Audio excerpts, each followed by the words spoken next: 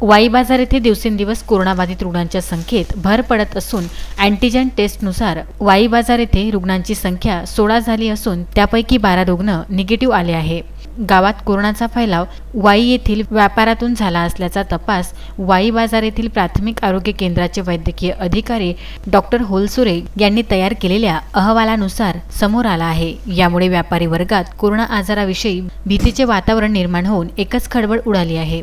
वाई बाजार येथे कोरोनाचा वाढता प्रादुर्भाव लक्षात घेता वाई ग्रामपंचायत व व्यापारी संघटनेच्या संयुक्त विद्यमाने आज वाई ग्रामपंचायतीत सामाजिक अंतर ठेवून छोटेखानी बैठकीचे आयोजन करण्यात आले होते। या बैठकीत कोरोनावर प्रतिबंधक लावण्यासाठी या आठवड्यात गावातील 3 दिवस दुकाने कडकडीत बंद ठेवून जनता कर्फ्यू लावण्याचा निर्णय घेण्यात आला आहे। जे कोणी नियमांचे उल्लंघन करेल त्यांच्यावर दंडात्मक कार्यवाही करण्यात येणार असल्याचे व्यापारी संघटनेचे अध्यक्ष अनिल रुनवाल यांनी म्हटले आहे। ते पुढे म्हणाले, गावात कोरोनाचा पहिला शिरकाव हे गावातील व्यापाऱ्यांकडून झाला असल्याचा अहवाल आरोग्य विभागाने त्यांच्या वरिष्ठांना पाठवला आहे। त्या अनुषंगाने व्यापाऱ्यांनी सावधगिरी बाळगणे, स्वतःची काळजी घेऊन कोरोना अँटीजन टेस्ट करण्याचे आवाहन व्यापारी संघटनेचे अध्यक्ष अनिल रुनवाल यांनी केले होते।